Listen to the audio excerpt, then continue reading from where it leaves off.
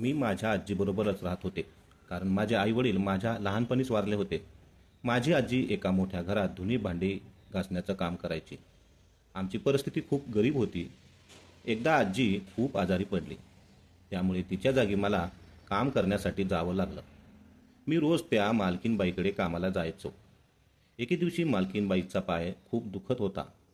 त्यांनी मला हाक मारून म्हटलं, "कुणाल, माझा पाय खूप दुखतो आहे. थोडं तेल लावून मालिश करून देशील का?" त्या कामासाठी मला वेगळे पैसे देणार होत्या, त्यामुळे मला ते काम करायला काहीच हरकत नव्हती. मी म्हणालो, "ठीक आहे." मी एका वाटीत थोडंसं तेल घेतलं आणि त्यांच्या पायाची मालिश करू लागलो. मी त्यांच्या पायाला व्यवस्थित तेल लावलं, पण मग त्या म्हणाल्या, "माझं पूर्ण अंग दुखतंय. तू माझ्या पूर्ण अंगाची मालिश करून देशील का? या कामाचे तुला मी भरपूर पैसे देईन." माझ्या घरची परिस्थिती खूप वाईट असल्यामुळे मला पैशाची गरज होती, त्यामुळे मी त्यांना नाही म्हणू शकलो नाही. जेव्हा मी मालिश करू लागलो तेव्हा मात्र परिस्थिती वेगळीच निर्माण झाली. मी तरुण होतो आणि मी स्वतःवर ताबा ठेवू शकलो नाही. त्या रात्री असं काही घडलं जे आज मी तुम्हाला या कथेत सांगणार आहे, आणि या कथेतून तुम्हाला एक सुंदर बोधसुद्धा घेता येईल. नमस्कार मित्रांनो, माझं नाव कुणाल. माझा जन्म झाला आणि 1-2 वर्षातच माझ्या आईवडिलांचा एका बसच्या अपघातात मृत्यू झाला. माझी आजी होती, ती माझी खूप काळजी घ्यायची. तिनेच मला लहानाचं मोठं केलं. माझी आजी दुसऱ्याच्या घरी धुणी भांडी, स्वयंपाक, झाडू पोछा करायची आणि या कामामधून आमच्या दोघांचा उदरनिर्वाह चालायचा. मी चांगलं शिक्षण घेतलं होतं, पण कोरोनामुळे माझी नोकरी गेली आणि मला घरीच बसावं लागलं. त्यानंतर नोकरीसाठी खूप प्रयत्न केले, पण काही यश आलं नाही. त्यामुळे मी निराश झालो होतो. माझी आजी वयस्कर होती आणि रोजच्या कामामुळे तिच्या तब्येतीवर परिणाम होत होता. मला तिचं काम करताना पाहून खूप वाईट वाटायचं. एके दिवशी ती खूप आजारी पडली, त्यामुळे ती कामावर गेली नाही. तेव्हाच मालकीनबाईचा फोन माझ्या आजीच्या फोनवर आला. फोन मी उचलला. मी त्यांना सांगितलं, माझी आजी आजारी आहे. काही दिवस ती कामावर येऊ शकणार नाही. त्या म्हणाल्या, "जर ती येणार नसेल तर मी दुसरी कामवाली शोधते." मी लगेचच म्हणालो, "आजीच्या जागी मी काही दिवस कामाला आलो तर चालेल का?" मालकीनबाई थोड्या विचारात पडल्या आणि म्हणाल्या, "तुला सगळी कामं जमतील का?" मी म्हणालो, "हो, मी आजीकडून सगळी कामं शिकलेली आहे." परिस्थितीमुळे मला सगळं शिकावं लागलं. त्यांनी होकार दिला. मग मी घरातून माझी जुनी कपड्याची एक पिशवी घेतली, पायात तुटक्या चपला घातल्या आणि मालकीनबाईच्या घराकडे निघालो. दार बंद होतं. मी बेल वाजवली. मालकीनबाईने दरवाजा उघडला आणि माझ्याकडे पाहून थोड्या वेळासाठी स्तब्ध झाल्या. त्यांनी विचारलं, "कोण हवंय?" मी म्हणालो, "ज्या आजी कामाला येतात त्यांचा नातू आहे. तुमच्याशी फोनवर बोललो होतो." त्यांनी आश्चर्यचकित नजरेनं माझ्याकडे पाहिलं, कारण मी दिसायला देखणा होतो आणि माझी शरीरयष्टी मजबूत होती. म्हणाली, "तू त्या आजीचा नातू आहेस?" माझा तर विश्वासच बसत नाही. मग त्यांनी मला कामाचं स्वरूप सांगितलं. धुणी भांडी, स्वयंपाक, झाडू पोछा आणि इतर घरकाम. मला ती सगळी कामं बऱ्यापैकी येत होती, त्यामुळे मी लगेच होकार दिला. मग मी धुणी भांडी घासायचो, स्वयंपाक करत असे. सुरुवातीला थोडं अवघड वाटलं, पण नंतर ते सगळं जमू लागलं. मी दिवसभर मालकीनबाईच्या घरी काम करत होतो. मी स्वयंपाक बनवून त्यांना त्यांच्या टेबलावर वाढत होतो. त्यांना मी बनवलेला स्वयंपाक खूप आवडला. लहानपणापासून मला माझ्या आजीनं सगळी कामं शिकवली होती. ती म्हणायची, "माझा काही भरोसा नाही. तू सगळी काम शिकून ठेव. तुला उपयोगी पडतील."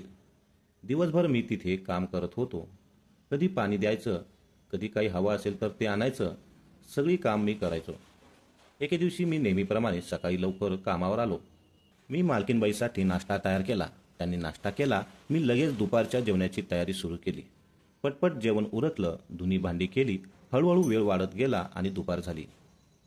अचानक मालकीनबाईंनी मला त्यांच्या खोलीतून हाक मारली. मी त्यावेळी हॉलमध्ये होतो. ताडकन उठलो आणि त्यांच्या खोलीत गेलो. त्या म्हणाल्या, "माझा एक पाय खूप दुखतो आहे. थोडं तेल लावून मालिश करून देशील का?" मी थोडा संकोचून गेलो. मला सर्व काम जमत होती, पण एखाद्या महिलेच्या पायाची मालिश करायची हे माझ्यासाठी वेगळं होतं. पण त्या कामाचे मला पैसे मिळणार होते आणि सेवा करणं हेच माझं काम होतं. मी कपाटमधून एक तेलाची बाटली काढली आणि त्यांच्या जवळ जाऊन बसलो. मालकीनबाईचा पाय हातात घेतला आणि मी त्यांच्या पायाला तेल लावून चोळू लागलो. मी त्यांच्या पायाची मालिश करू लागलो. त्यांना आराम मिळू लागला. आता त्या म्हणाल्या, ठीक आहे, बरं वाटत आहे. तेलाची बाटली जिथे होती तिथे ठेव. पुन्हा मी गार्डनमधलं काम करू लागलो. संध्याकाळच्या वेळी पुन्हा मला मालकीनबाईने बोलून घेतलं आणि म्हणाल्या, माझा पाय अजून दुखायला लागला आहे. पुन्हा एकदा पायाची मालिश करून दे. दुपारी मालिश केली तेव्हा खूप आराम पडला होता, पण आता पुन्हा खूप दुखायला लागला आहे. मला त्यांना नकार देणं शक्य नव्हतं. मी पुन्हा तेलाची बाटली घेऊन आलो त्या पुन्हा मी दुसऱ्या दिवशी नियमितपणाने कामावर आलो. मालकीनबाईंना नाश्ता दिला. घरातील आवरासावरी करू लागलो. काही वेळाने मालकीनबाईने मला त्यांच्या रूममध्ये आवाज दिला. मला बोलून घेतलं आणि म्हणाल्या, काल तू माझ्या पायाची मालिश केलीस म्हणून मला खूप आराम वाटला. तू कालच्याप्रमाणेच माझ्या दोन्ही पायाची मालिश करून देशील का? मला त्यांना नकार द्यायचा होता, पण ते शक्य नव्हतं. माझ्या मनात आलं की यांना एवढेच पाय दुखत असतील तर डॉक्टरकडे का जात नाहीत? उगाच माझ्या मागे लागले आहेत. मी पुन्हा त्यांचे हातपाय दाबू लागलो. माझा नाईलाज होता, कारण माझी घरची परिस्थिती खूप नाजूक होती. जेव्हा मी त्यांच्या पायाची मालिश करत होतो त्यामुळे माझं त्यांच्या गोऱ्या शरीराकडे लक्ष जात होतं. अनाधानानेच का होईना, पण माझं लक्ष जात होतं. मी त्यांचे पाय दाबत असताना त्यांच्या चेहऱ्यावर वेगळीच भावना होती. मला हे पाहणं आवडत नव्हतं. काही वेळाने जेव्हा पाय दाबू लागलो तेव्हा त्या माझ्यावर खूप खुश झाल्या. त्यांनी त्यांच्या पर्समधून काही पैसे काढले आणि मला देऊ लागले, पण मी ते घेतले नाहीत. मी म्हणालो, मी तुमच्याकडे काम करतो म्हटल्यावर तुमची सेवा करणं हे माझं कर्तव्यच आहे. त्या हसल्या, माझ्या डोळ्यात डोळे घालून पाहिलं आणि माझ्या हातात पैसे ठेवले. त्यांनी ते पैसे घ्यायला लावले. मी ही घडलेली घटना नेहमीप्रमाणे माझ्या आजीला सांगितली. 2-3 दिवस मालकीनबाईंनी मला हातपाय दाबायला सांगितले नाहीत. मग मी हे आजीलाही सांगितलं. आजी म्हणाली, कदाचित आता त्यांचे पाय दुखायचे थांबले असतील म्हणून त्याने तुला सांगितलं नसेल. एके दिवशी दुपारी 3 वाजाच्या सुमारास मालकीनबाई मला आवाज दिला आणि म्हणाला, चहा करून घेऊन ये. मी त्यांच्यासाठी चहा बनवला आणि त्यांच्या रूममध्ये चहा घेऊन गेलो.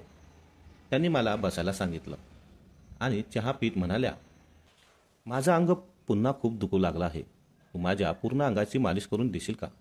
मी म्हणालो, ठीक आहे, झोपा तुम्ही, मी तुमच्या अंगाची मालिश करतो. पण त्यात थोडा वेळ शांत राहिल्या आणि मग म्हणाल्या, तू आता घरी जा, संध्याकाळी ये. संध्याकाळी अंगाची मालिश केलीस तर मला रात्री चांगली झोप लागेल. तुझ्या आजीला सांग, मी तुला आजच्या कामाचे वेगळे पैसे देईन. माझी घरची परिस्थिती गरिबीची होती म्हणून मी हो म्हटलं आणि घरी गेलो. आजीला सर्व सांगितलं. आजीनेही होकार दिला. मी संध्याकाळी परत 7 वाजता मालकीनबाईच्या घरी आलो. मग मी त्यांच्यासाठी जेवण बनवलं. 8:30 वाजता मालकीनबाईंनी जेवण केलं. त्या म्हणाल्या, आज मी तुला या कामाचे खूप पैसे देणार आहे.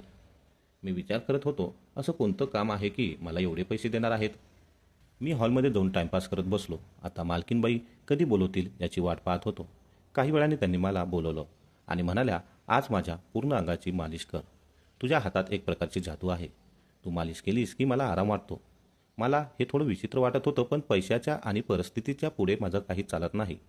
असं म्हणताना त्यांनी मला त्यांच्या मेकअप रूममधून तेलाची बाटली आणायला सांगितली. मी बाटली घेऊन आलो. रूममध्ये एक सुगंधी वास येत होता. तिनं रूममध्ये सुगंधी द्रव्य टाकलं होतं, त्यामुळे पूर्ण घरात सुंदर वास दरवळत होता. मी म्हणालो, तुम्ही झोपा, मी तुमची मालिश करतो. मग मालकीनबाई बेडवर आडव्या झोपल्या. मग मी मालकीनबाईचे गुडघ्यापासून खाली पाय दाबू लागलो. त्यांना आराम वाटू लागला. त्या म्हणाल्या, वरती पण मालिश कर.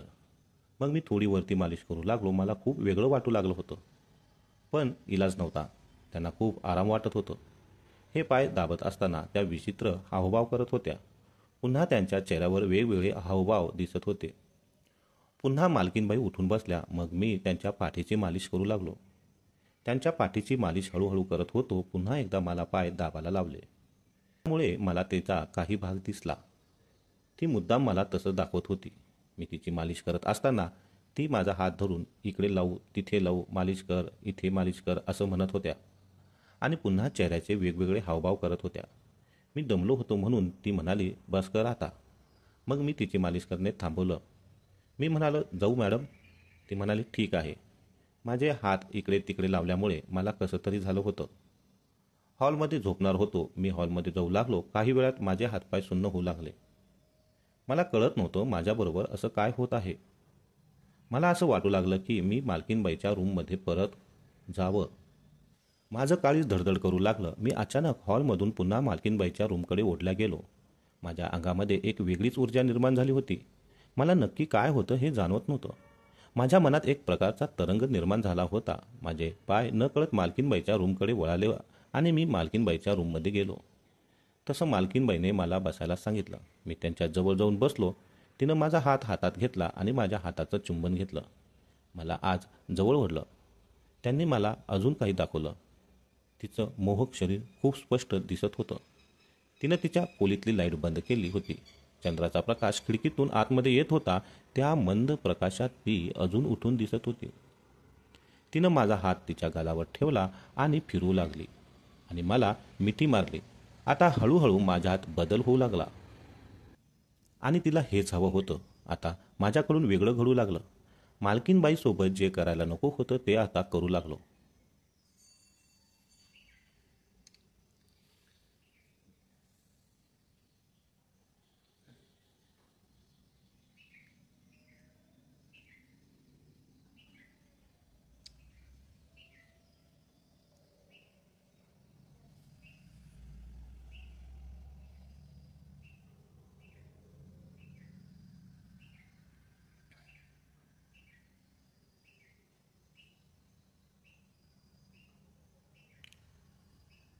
करायला नको होतं ते करू लागलो. कदाचित तिला हेच हवं होतं.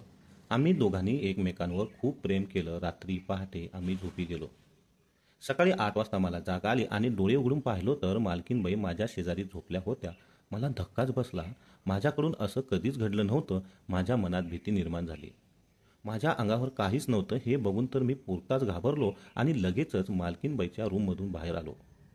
मी बाथरूममध्ये शिरलो, आंघोळ केली, शरीर व्यवस्थित स्वच्छ केलं. माझे पाय थरथरत होते आणि डोक्यात विचाराचं वादळ उठलं होतं. मी भरभर कपडे घातले आणि थेट माझ्या घरी पोचलो. मी आजीला म्हणालो, आजी मी परत त्या बाईच्या घरी कामाला जाणार नाही. आजीने माझ्याकडे पाहून प्रश्नार्थक चेहरा केला. ती म्हणाली, असं काही झालं का रे? थोडा शांत हो अगोदर. मी घडलेला सर्व प्रकार माझ्या आजीला सांगितला. ती डोक्याला हात लावून बसली. आजी खूप टेन्शनमध्ये आली होती. मलाही काय करावं समजत नव्हतं. त्या दिवशी मी घरात जाऊन 2 कप चहा बनवले. आम्ही चहा घेतला होतो.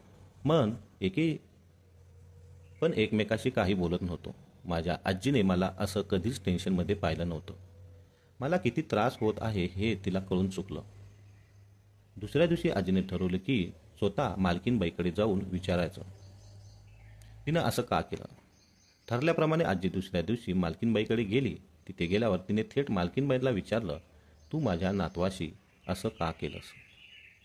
माझ्या आजीचा आवाज खूप भरदास्त होता. मालकीनबाई म्हणाल्या, माझ्याकडून खूप मोठी चुकी झाली आहे. माझ्या पतीचं निधन झाल्यामुळे मी एकटी पडले होते. मी माझ्या भावनांना थांबवू शकले नाही. ती खूप उदास दिसत होती. तिनं नम्रपणे माझ्या आजीची माफी मागितली आणि हे सगळं स्वतःच्या जबाबदारीवर घेतलं. आजीला तिच्या वागण्याचा खूप पश्चाताप झाला. आजीचं जास्त बोलणं नाही. आजीला तिच्या वागण्याचा खूप पश्चाताप झाल्याचं जाणवलं. आजीनं जास्त काही बोललं नाही. मालकीनबाईंना त्यांच्या वागण्याचा पश्चाताप झाला होता. त्यांच्या घरी कामाला कोणी येत नव्हतं. शेवटी त्या आमच्या घरी आल्या. त्यांनी माझ्या आजीची आणि माझी माफी मागितली. म्हणाल्या, माझ्याकडून खूप मोठी चूक झाली. मी असं वागायला नको होतं. मला याचं प्रायश्चित्त घ्यायचं आहे. तिनं माझ्यासाठी एक मुलगी शोधली आणि माझ्याशी लग्न लावून दिलं. तिची अर्धी प्रॉपर्टी माझ्या नावे केली. माझी आजी अजूनही तिच्या घरी कामाला जात होती. काही वर्षातच मालकीनबाईचं निधन झालं. त्यांनी ते घरही माझ्या आजीच्या नावी केलं. मालकीनबाईचे पती खूप अधिक वारले होते. त्यामुळे त्यांचं मन एकाकी झालं होतं. त्यामुळे त्यांची ओढ माझ्यावर वाढली असावी. पण त्यांनी त्यांच्या चुकीची जाणीव करून घेतली आणि शेवटी एक चांगलं काम केलं. त्यांनी माझं लग्न लावून माझ्या आयुष्य सुखकर केलं. त्या घरात मी एक नोकर म्हणून काम करत होतो. त्याच घरचा आता मी मालक झालो आहे. मी आणि माझी पत्नी आम्ही दोघे सुखाने संसार करत आहोत. ही कथा आपल्याला शिकवते की कठीण परिस्थितीतही स्वावलंबन आणि प्रामाणिकपणा आवश्यक आहे. पैशासाठी कुठल्याही चुकीच्या मार्गावर जाण्याऐवजी आपल्या मनाचा आवाज ऐका आणि योग्य निर्णय